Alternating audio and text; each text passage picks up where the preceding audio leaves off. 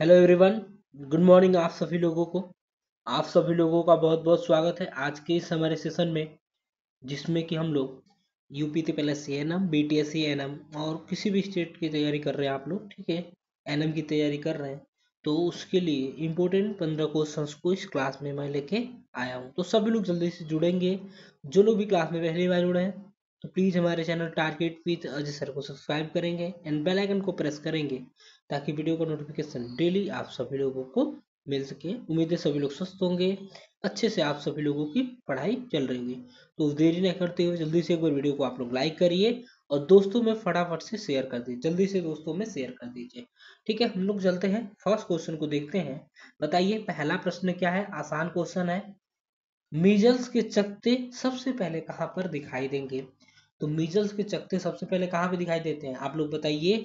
धड़ पे दिखाई देते हैं, चेहरे पे, हाथों पर या पैरों पर? तो कहाँ पे दिखाई देते हैं दोस्तों?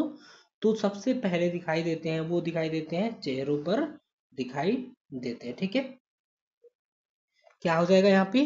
तो मीजल्स के चकत्ते जो कि आमतौर पर सबसे पहले चेहरे या कान के पीछे दिखाई देते हैं। ध्यान रखिए, कुछ लोगों में मुंह के अंदर भी छोटे सफेद धब्बे जिसे कॉप्लिक स्पॉट कहा जाता है जो कि दिखाई दे सकते हैं, जो कि चकत्ते निकलने के सबसे पहले होते हैं। ठीक है, कई बार देखा जाता है कि मुंह में ठीक है सफेद रंग का यानी कि कॉप्लिक ठीक है कॉप्लिक स्पॉट दिखाई देता है। चेहरे और कान देखिए, मीजल्स के जो चकत्ते हैं ना, अक्सर चेहरे पर, खासकर ठीक है हेयर लाइन पर और कानों के पीछे दिखाई देते हैं। अन्य जगह पे कहाँ कहाँ दिखाई दे सकते हैं मीजल के चकत्ते? तो दान ठीक है गर्दन पे दिखाई दे सकते हैं, छाती पे दिखाई दे सकते हैं, पीठ पे दिखाई दे सकते हैं, हाथ पर दिखाई दे सकते हैं।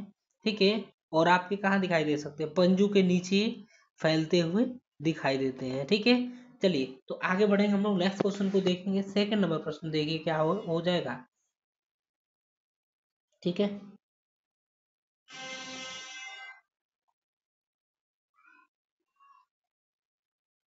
ठीक है, एक सेकंड। ठीक है, सेकंड नंबर क्वेश्चन को देखिए। एमडीटी जिसे मल्टी ड्रग थेरेपी कहा जाता है किस बीमारी में दिया जाता है? तो सभी लोग बताइए, एमडीटी किस में दिया जाता है? तो किस रोग में दिया जाता है?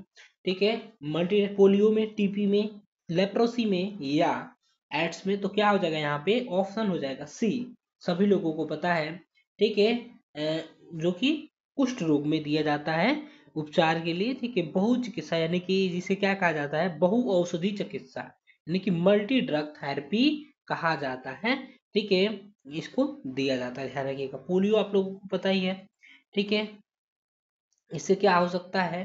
ठीक है, ऐसा वायरस है जिससे क्या हो सकता है? लकवा हो सकता है। इसे पोलियो के टीके के आसानी से रोका जा सकता है।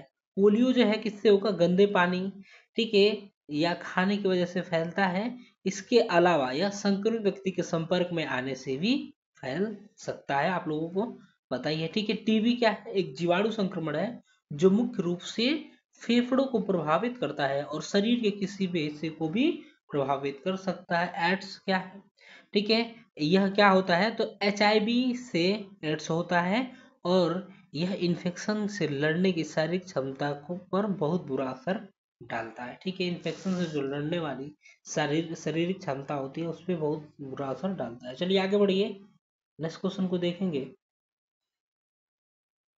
देखिए थर्ड नंबर क्वेश्चन क्या होगा? डिप्थीरिया सबसे ज्यादा किस माध्यम से फैलता है? तो आसान क्वेश्चन है, बताइए। Faecal oral route, droplet infection, sexual contact या ठीक है फॉमिटी? तो यहाँ पे क्या हो जाएगा? किसके द्वारा फैलता है? तो ये हो जाएगा आपका फेको ओरल रूट हो जाएगा, सॉरी ड्रॉपलेट इन्फेक्शन हो जाएगा। ऑप्शन बी क्या हो जाएगा? यानी कि ड्रॉपलेट इन्फेक्शन। देखिए क्या होता है, डिphtheria मुख्य रूप से कैसे फैलेगा? तो संक्रमित व्यक्ति के खांसने या छींकने से निकलने वाली सांस ठीक है निकलने वाली ठीक है जो कि बूंदे होती हैं, ठीक है छोटी छोटी बूंदे, उसके माध्यम से फैलता है। यह रोग दूषित वस्तुओं या कपड़े के सीधे संपर्क में आने से फैलता है। ध्यान रखिएगा। ठीक है, यह संक्रमित व्यक्ति के खांसने या छींकने वाली बूंदे जो होती हैं, जब कोई व्यक्ति देखिए डिप्थीरिया से संक्रमित है, ठीक है डिप्थीरिया से संक्रमित होता है, उसके खांसने या छींकने से छोटी छोटी बूंदें हवा में फैल जाती हैं जो कि आसपास के लोगों को सांस के जरिए अंदर ठीक है ले जा सकती है। ठीक है, तो यहाँ पे ध्यान रखिएगा फेकोरल। ठीक है, चलिए आगे बढ़ेंगे हम लोग, नेक्स्ट क्वेश्चन को देखेंगे। बताइए टिटनस किस माध्यम से फैलता है, सभी लोग बताइए। घाव के टिटनस जीवाणुओं के द्वारा संक्रमण होने से, दूषित पानी से, दूषित भोजन से, या उपरोक्त सभी से। तो यहाँ पे क्या हो जाएगा, एक बार सभी लोग जल्दी से क्लास को शेयर करेंगे दोस्तों। जितने भी लोग क्लास में जुड़े हैं आप सभी लोगों को very very good morning. And class को आप लोग शेयर कर दीजिए दोस्तों में ज़्यादा से ज़्यादा, एंड वीडियो को लाइक। बताइए यहाँ पे क्या हो जाएगा, टिटनस क्या हो जाएगा, तो ऑप्शन ए आप लोगों का राइट आंसर हो जाएगा। यानी कि क्या होगा, घाव का टिटनस विजाणुओं के द्वारा संक्रमण होने से। टिटनस किस माध्यम से फैलता है, घाव का टिटनस बीजाणुओं के द्वारा संक्रमण, ठीक है, होने से फैलता है। टिटनस क्या है, तो एक जीवाणु संक्रमण होता है जो कि क्लोस्ट्रिडियम टेटनी नामक बैक्टीरिया के कारण होता है। किसके कारण होता है, तो क्लोस्ट्रिडियम, ठीक है, टेटनी नामक बैक्टीरिया के कारण होता है। यह बैक्टीरिया के, ठीक है, विजाणु मिट्टी, धूल व जानवरों के मल में पाए जाते हैं। ये जीवाणु किसी भी प्रकार के घाव, कट या चोट के माध्यम से शरीर में प्रवेश कर सकते हैं, ध्यान रखना है। ठीक है, ठीक है, ये क्या होता है, टिटनस जो होता है ना, एक व्यक्ति से दूसरे व्यक्ति में नहीं फैलता है। तो ये चीजें ध्यान रखना है। आगे बढ़िए, नेक्स्ट क्वेश्चन को देखेंगे, फिफ्थ नंबर बताएंगे हेपेटाइटिस बी का इंक्लूबेशन पीरियड। ठीक है, बताना है आप लोगों को। हेपेटाइटिस बी का इंक्लूबेशन पीरियड क्या होता है, 3 से 5 साल होता है, 6 से 10 साल होता है, या 45 6 से 10 दिन होता है, या 45 से 180 दिन होता है, या, ठीक है, 2 से 6 दिन। ऑप्शन डी हो जाएगा, सी हो जाएगा ना यहाँ पे। कह जगह आप लोगों को 30 से, ठीक है, 30 से 180 दिन भी देखने को मिलेगा। ठीक है, 30 से 180 दिन भी देखने को मिलेगा। हेपेटाइटिस बी का इंक्लूबेशन पीरियड जो होता है कितना होता है, तो 45 से 180 दिन हो जाएगा आप लोगों का राइट आंसर। यहाँ पे ध्यान रखिएगा, इसका मतलब है कि वह, ठीक है, वायरस के संपर्क में आने से लेकर लक्षणों के दिखने का समय, ठीक है, इतने दिन, यानी कि 45 से 180 दिन लग सकता है। कई जगह आपको 30 से 180 दिन देखने को मिलेगा। ठीक है, इसे क्या कहें, इंक्यूबेशन पीरियड यानी कि उष्मायन अवधि कहते हैं। तो ये क्या होता है, यह वह अवधि होता है जब वायरस शरीर में प्रवेश करता है और लक्षण दिखाई देने लगते हैं। ठीक है, देखिए, चलिए आगे बढ़ेंगे, नेक्स्ट क्वेश्चन को देखेंगे। बताइए सिक्स्थ नंबर बताएंगे, डिप्थीरिया का इंक्लूबेशन पीरियड, यानी कि डिप्थीरिया का उष्मायन अवधि आप लोगों को बताना है। ठीक है, तो क्या हो जाएगा यहाँ पे, सभी लोग बताइए जल्दी से, सभी लोग आंसर करिए। तो सिक्स्थ का क्या होगा आप लोगों का, ऑप्शन डी हो जाएगा, 2 से 6 दिन। क्या हो जाएगा, 2 से 6 दिन डिप्थीरिया का उष्मायन अवधि क्या होता है, तो यहाँ पे ध्यान रखिएगा 2 से 6 दिन होता है। हालांकि कुछ मामलों में 1 से 10 दिन तक भी हो सकता है। ठीक है, 1 से 10 दिन तक भी हो सकता है, कुछ कुछ मामलों में होता है। ठीक है, तो यह क्या होता है, अभी मैंने आप लोगों को बताया इंक्लूबेशन पीरियड क्या होता है। तो यह वह समय है जब कोई व्यक्ति डिप्थीरिया के बैक्टीरिया से संक्रमित होता है और उसके लक्षण दिखाई देने लगते हैं, तो उसे कहा जाता है। देखिए, इसका औसत औसत जो देखा गया है, उस्माइल अवधि इंक्लूबेशन पीरियड वो क्या है, तो 2 से 5 दिन दिखाई देते हैं, यानी कि 2 से 6 दिन हो जाएगा। कुछ मामलों में लक्षण दिखाई देने में 1 से 10 दिन भी लग सकता है। ये चीजें ध्यान रखना है आप लोगों को। आगे बढ़िए, 7 नंबर बताएंगे, निम्न में से कौन सी बीमारी, सॉरी, कुपोषण के कारण नहीं होता है, मेल न्यूट्रिशन के कारण नहीं होता है। कौन सा बीमारी, सभी लोग बताएंगे, स्कर्वी, डायबिटीज, एनीमिया, या वेरी वेरी। तो कौन सी बीमारी है जो कि कुपोषण के कारण नहीं होता है, आंसर करिए, सभी लोग जल्दी से बता दीजिए क्या हो जाएगा लोगों का राइट आंसर, फटाफट से बताइए। ठीक है, कौन सी बीमारी है जो कि कुपोषण के कारण नहीं होता है, तो बताइए क्या हो जाएगा यहाँ पे, ऑप्शन हो जाएगा बी, सॉरी, 7 का क्या हो जाएगा आप लोगों का, ऑप्शन बी हो जाएगा, ध्यान रखिएगा। यानी कि डायबिटीज जो है कुपोषण के कारण नहीं होता है, स्कर्वी होता है आप लोगों का, एनीमिया होता है, एंड वेरी वेरी, ये सभी क्या होते हैं, मेल न्यूट्रिशन कुपोषण के कारण होते हैं, ध्यान रखिएगा।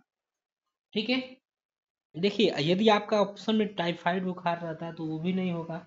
ठीक है, चलिए, तो यहाँ पे क्या हो जाएगा, डायबिटीज हो जाएगा आप लोगों का राइट आंसर, ध्यान रखना है। डायबिटीज यानी कि मधुमेह क्या है, तो एक अस्थायी रूप से उच्च रक्त शर्करा स्तर की स्थिति है।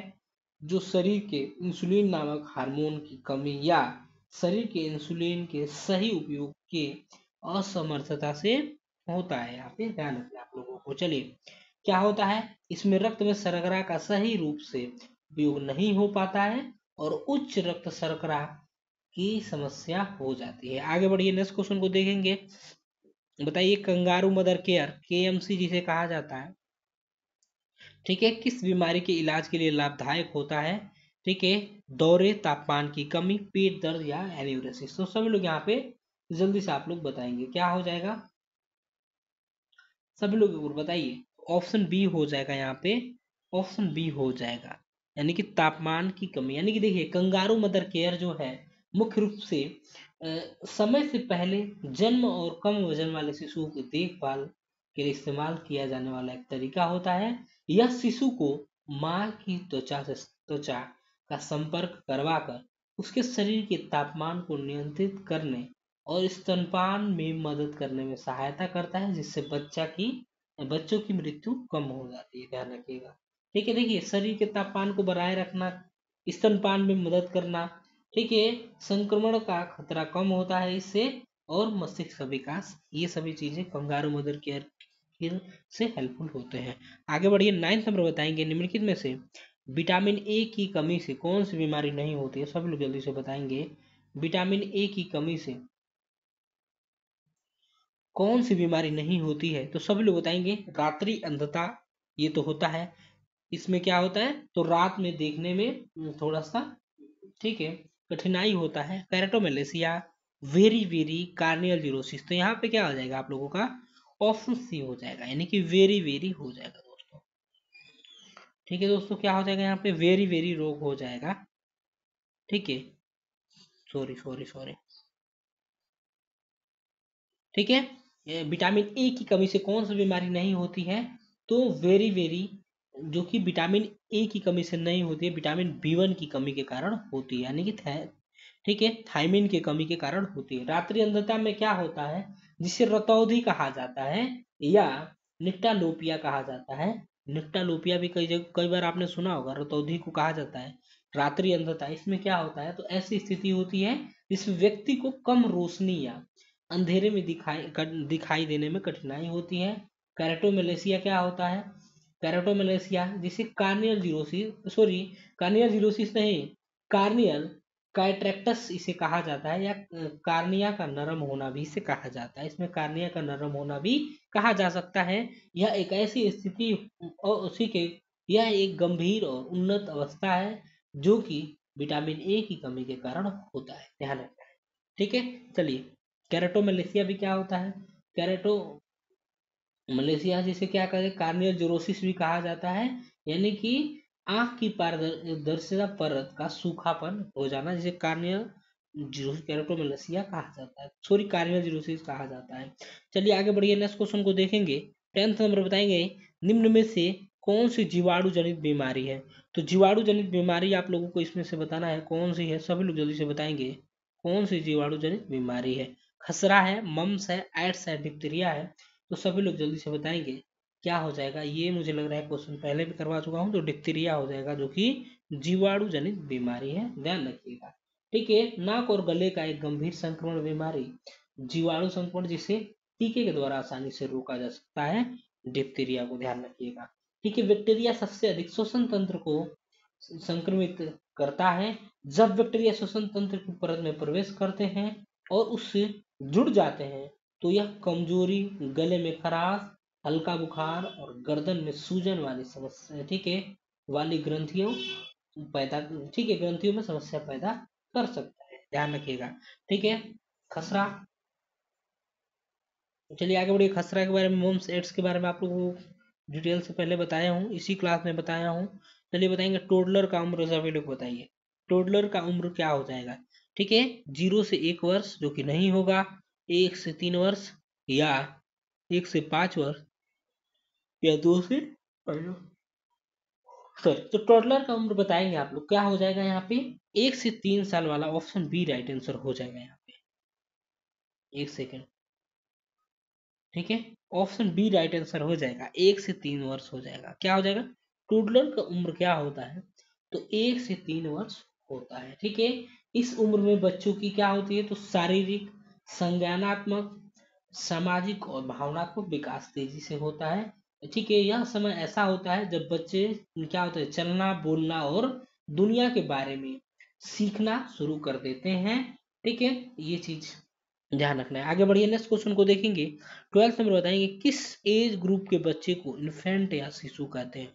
तो किस एज ग्रुप के बच्चे को इन्फेंट अथवा शिशु कहा जाता है, 0 से 1 वर्ष, या ठीक है 0 से 2 वर्ष, या 3 से 6 वर्ष, या 1 से 5 वर्ष। तो क्या हो जाएगा यहाँ पे 12th का, तो किस एज ग्रुप के बच्चे को इन्फेंट अथवा शिशु कहा जाता है, आप लोग बताएंगे। यहाँ पे क्या हो जाएगा आप लोगों का, ऑप्शन ए हो जाएगा। Option A is the right answer. ठीक है, ऑप्शन ए हो जाएगा, यानी कि जन्म से लेकर 1 वर्ष तक के बच्चे को इन्फेंट अथवा शिशु कहा जाता है।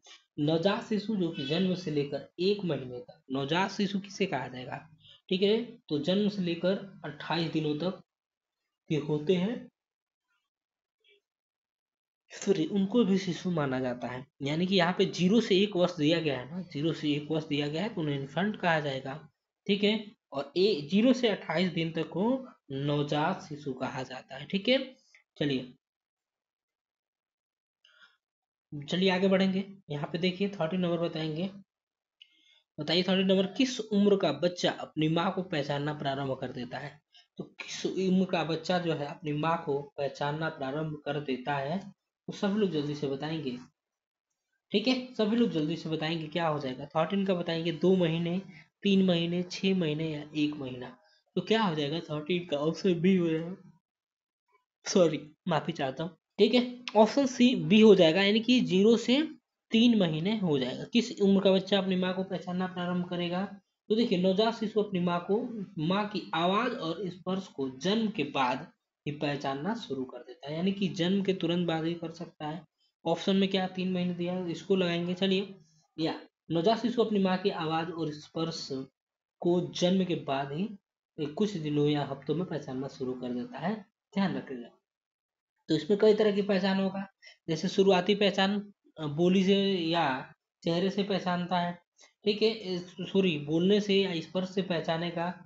और क्या करेगा, 2 से 3 महीने की उम्र में बच्चे क्या अपने चेहरे से माता को पहचानना प्रारंभ कर देता है।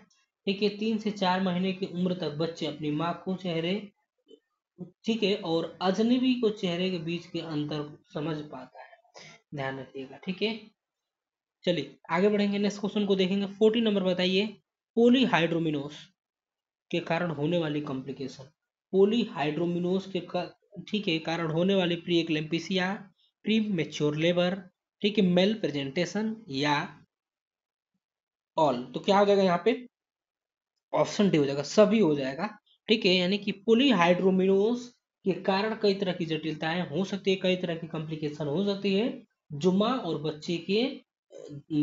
बच्चे दोनों के लिए खतरनाक हो सकते हैं। इन जटिलताओं में समय से पहले प्रसव, भ्रूण की गलत स्थिति, गर्भनाल का आगे बढ़ना, प्रसव के दौरान रक्तस्राव और प्रसवोत्तर रक्तस्राव अधिक, ठीक है, भी शामिल होता है। इसके अलावा पोलीहाइड्रोमिनोस जो होता है, सांस लेने में तकलीफ, पैरों में सूजन और पेट दर्द जैसी समस्याओं का भी कारण बन सकता है। ठीक है, ये चीजें ध्यान रखना है आप लोगों को। ठीक है, यहाँ पे देखिए प्रीएक्लेम्पिसिया क्या है, तो गर्भावस्था के दौरान होने वाली एक गंभीर स्थिति है जो कि उच्च रक्तचाप और प्रोटीनूरिया, यानी कि मूत्र में प्रोटीन का बढ़ना से जुड़ा होता है। ये 20वें क्या होता है, तो 20वें सप्ताह के बाद विकसित होती है, लेकिन प्रसव के बाद भी हो सकती है। ध्यान रखना है। ठीक है, प्री टाइम लेबर क्या होता है, तो इसका मतलब यानी कि प्रसव जो गर्भावस्था के 37वें सप्ताह से पहले शुरू हो जाता है उसे प्री टर्म लेबर कहा जाता है। एंड ठीक है, मेल प्रेजेंटेशन क्या होता है, तो गलत प्रस्तुति। ठीक है, यहाँ पे ध्यान रखिएगा, प्रसव के दौरान भ्रूण की असामान्य या अनुचित प्रस्तुति होती है, मेल प्रेजेंटेशन उसे कहा जाता है। आगे बढ़िए, लास्ट क्वेश्चन को देखेंगे आज के। एक्लेम्पिसिया का अलार्मिंग सिम्टम क्या है, तो एक्लेम्पिसिया का अलार्मिंग सिम्टम क्या है, सिर दर्द, नींद में व्यवधान, ठीक है, यूरिन आउटपुट में कमी, उपरोक्त सभी। तो 15 का सभी लोग जल्दी से बताएंगे क्या हो जाएगा। एक्लेम्पिसिया में सबसे खतरनाक लक्षण दौरे, होते हैं। ठीक है, यहाँ पे क्या हो जाएगा 15 का ऑप्शन डी हो जाएगा, सभी हो जाएंगे, सभी हो जाएंगे। क्या हो जाएगा, सिर दर्द होगा, नींद में व्यवधान होगा, यूरिन आउटपुट में कमी हो जाएगा।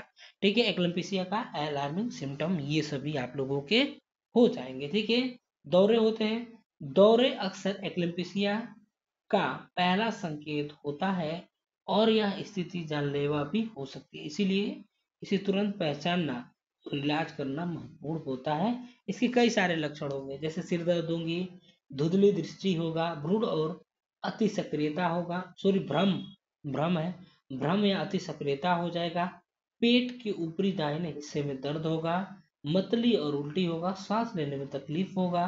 ठीक है, या ठीक है बहुत उच्च रक्तचाप होगा या मूत्र त्याग में कमी हो जाएगा। ठीक है, चलिए यूरिन आउटपुट में कमी, ये सभी इसके लक्षण। ठीक है,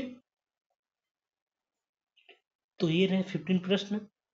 उम्मीद है सभी लोग क्लास अच्छा लगा होगा, तो एक बार आप लोग वीडियो को लाइक करेंगे, चैनल को यदि आपने अभी तक सब्सक्राइब नहीं किया है चैनल को सब्सक्राइब करेंगे, बेल आइकन को प्रेस करेंगे ताकि वीडियो को नोटिफिकेशन डेली आप सभी लोगों को मिल सके।